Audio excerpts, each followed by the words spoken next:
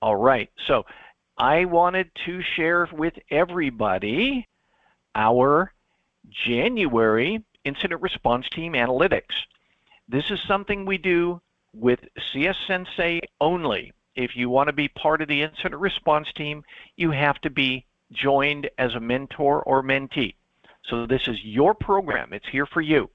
And I'm not doing this for any other reason than, well, number one, so it helps us make the world a better place by reporting spam or phishing that made it through the filters, but also it gets you experience that you can put on your resumes. All right? So I'm not doing this for any other reason than to help you. So this is what we do. We report fraudulent or misleading spam, phishing, other emails and texts.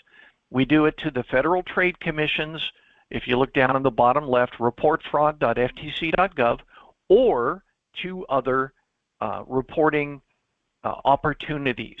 One of the biggest ones now that I am advocating, it's amazon.com/report-a-scam. If anybody sends you or your friends a text message or an email and it says, we're from Amazon Prime, your Prime membership has expired, or whatever, Amazon wants to know about it.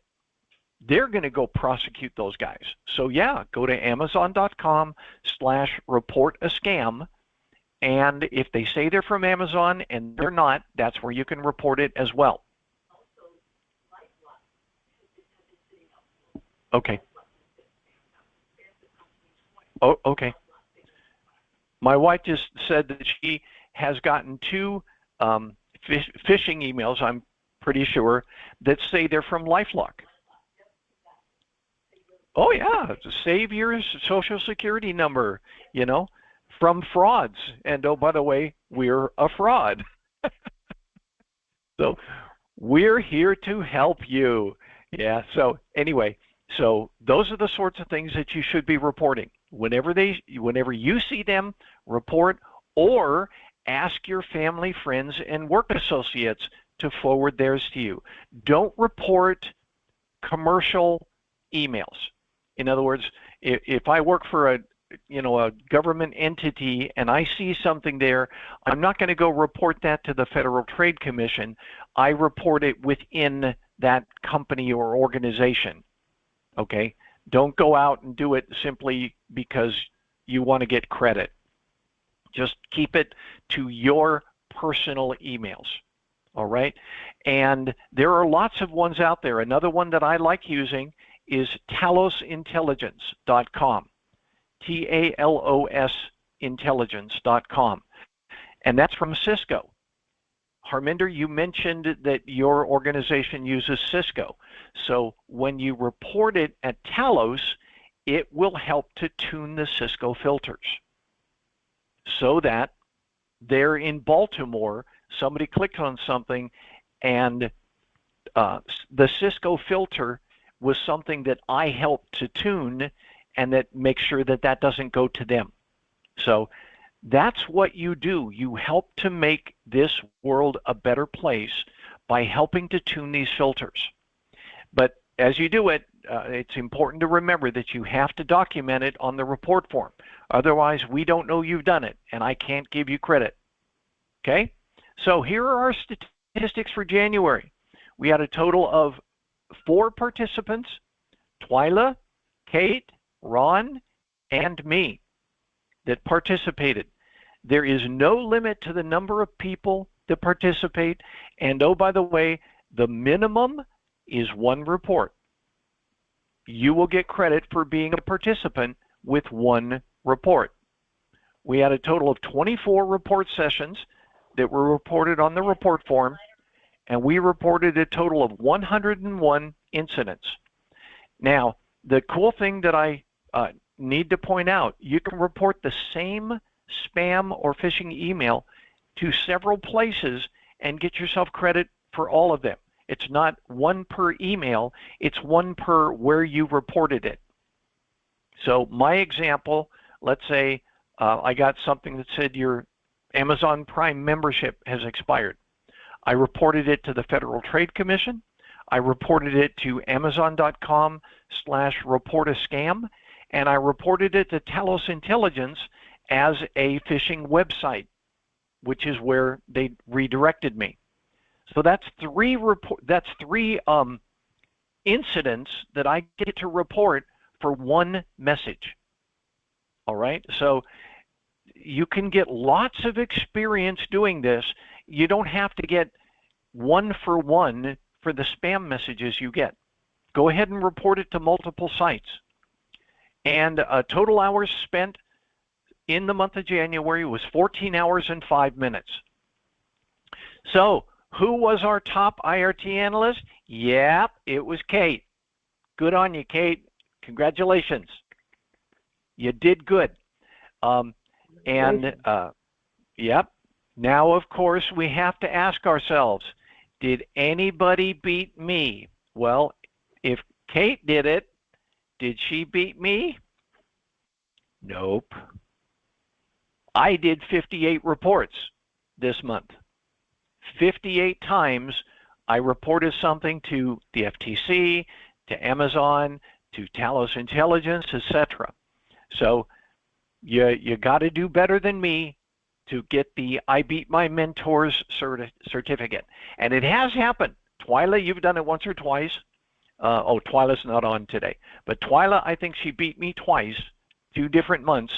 So you can do it. It's not impossible. When we just got started, we had a mentee. Her name was Gulruh, Gulruh. I think she's Persian. But Gulruh went crazy with this. And she did in 1 month something like 140 reports. She just absolutely slaughtered all the statistics because she wanted the experience on her resume. So it's totally up to you what you do with this and to what extent you do. But I will reward you if you perform. So we have 3 different certificates that you can earn each month. 3. One is a certificate of participation, and that says that you filed at least 1 report. 1.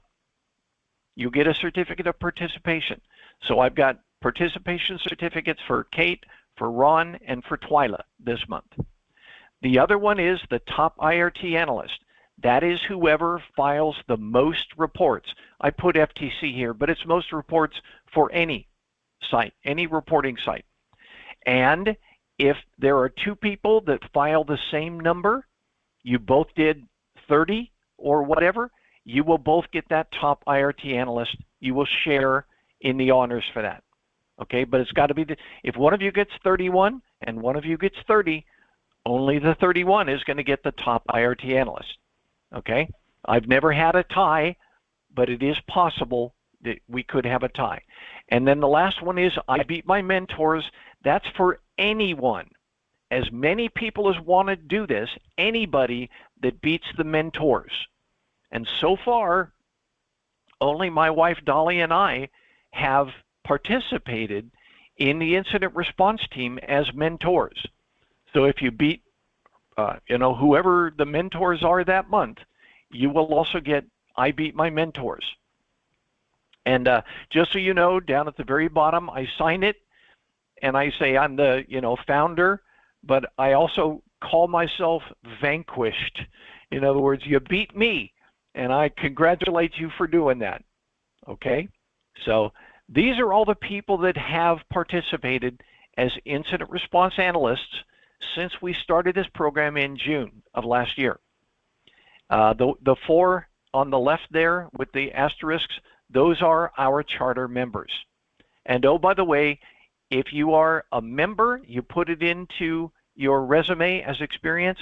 If you were a charter member, put that into your resume. That is a bragging right. Okay, you were an early adopter for this incident response team. And, Ron definitely belongs in your resume. And so I want to thank everybody for doing this. It helps to make things better. You are improving the mail filters so that fewer of those same messages arrive at people's inboxes. That's a good thing. You're doing good in this world. It may not be for you yourself because it made it into your inbox, but you're helping the next person. And that's what makes a difference. You want to make a better world, and you can do it one spam report at a time. Okay, anybody have any questions? Oh, Darlene. Your hand's raised. Yes, where's the information on how to go about to do the reporting? Is it on the website? Since I never did one just on the last time. Okay. Yes. Okay. Yes.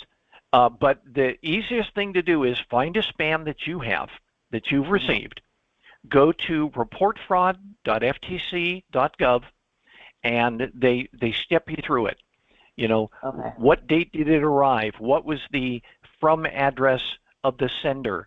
You know, who was it sent to? Is there more information that you can provide us about it? Sometimes the people will send you phone numbers. If they sent you a phone number, most likely that's part of the fraudulent message, so you report that to the Federal Trade Commission as well. That's probably the easiest one. In fact, I'm still sharing on my screen.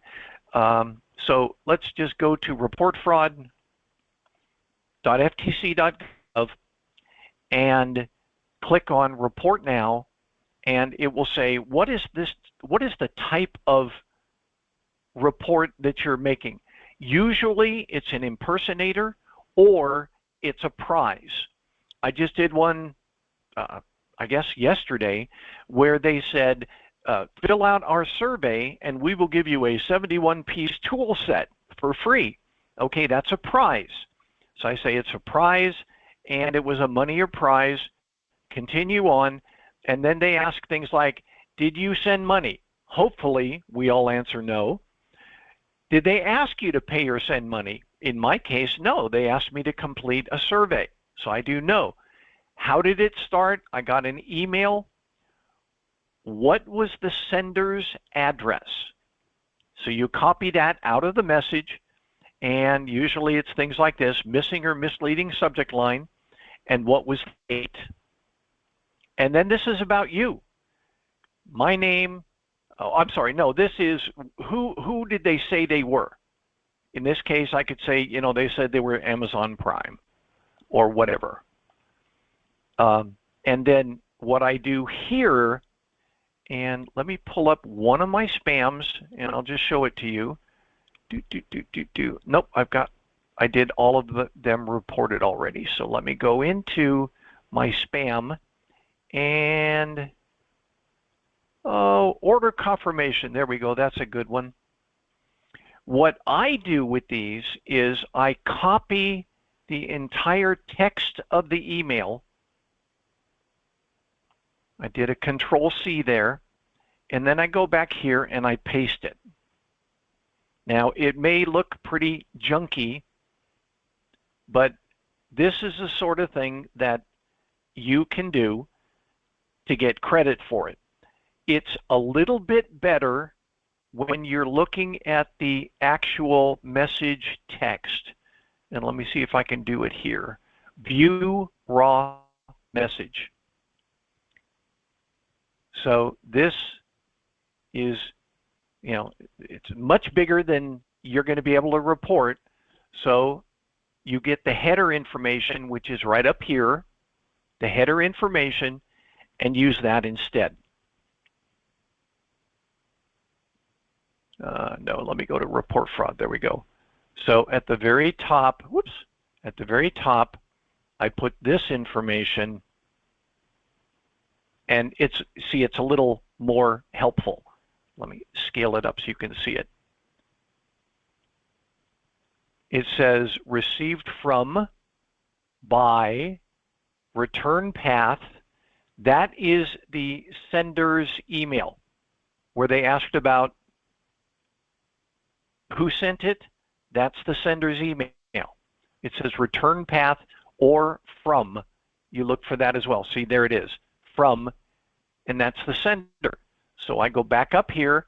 What was the sender's email address? I put that in there. And then the date that I got it was January 30th. So I would go set that date here, January, oops, I'm already in February. Go to January 30th. Okay, they said they were Amazon Prime. Actually, this wasn't Amazon Prime. Let me make sure I do it. Microsoft. They said they were Microsoft. So Microsoft. And then I put my information down here at the bottom. Your details, first name, last name, what country you're from, what's your street address. The reason street address is so important, and this is helpful for you to know, a crime that has been committed includes fraud. The jurisdiction for that crime is the victim's home address.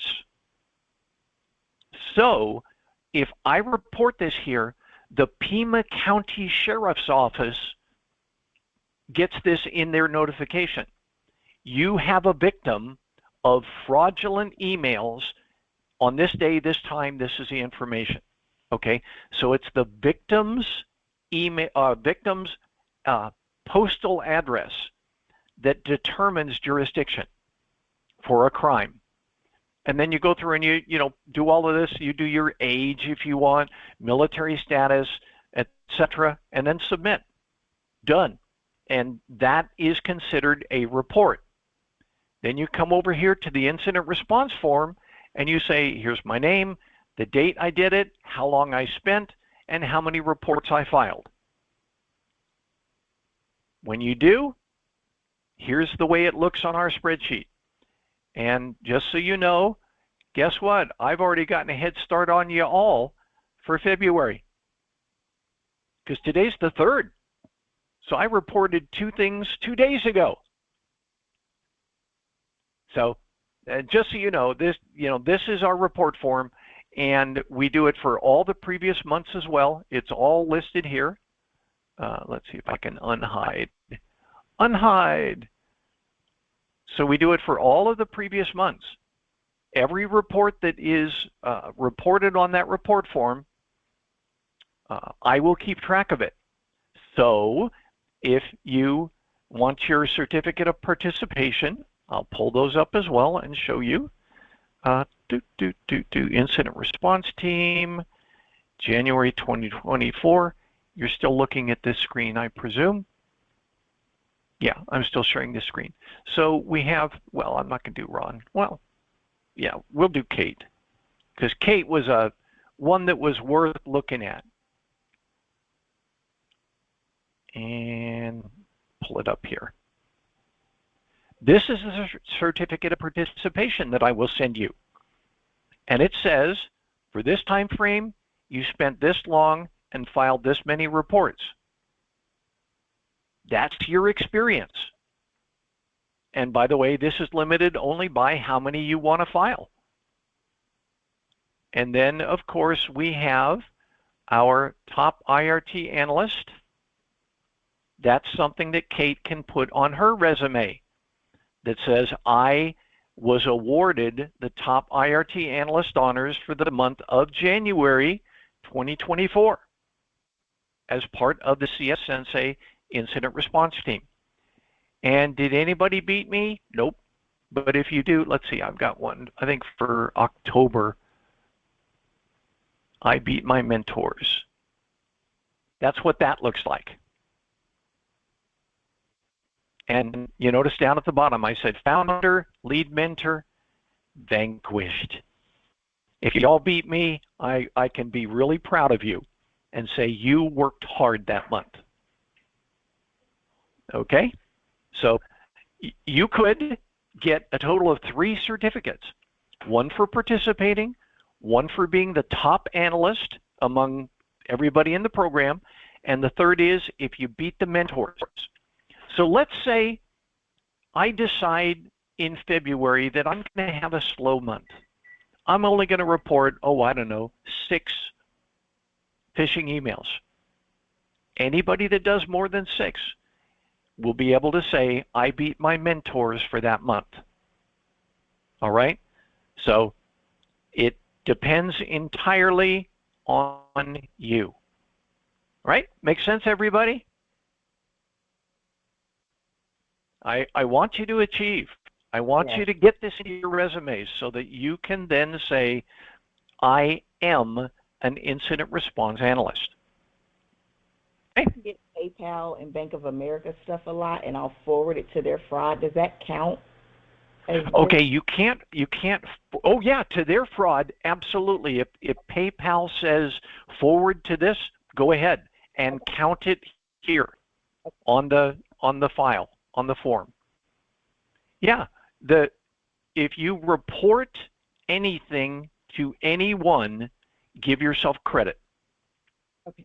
And there's the report form where you would do it. All right? Great, everybody. I hope you all had fun today, because I sure did. And we will keep this up.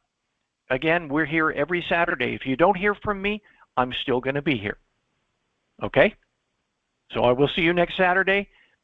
Post anything that you find or experience in either the email list or Facebook group. Love to see them. All right. Okay. Thank you. Have a great weekend.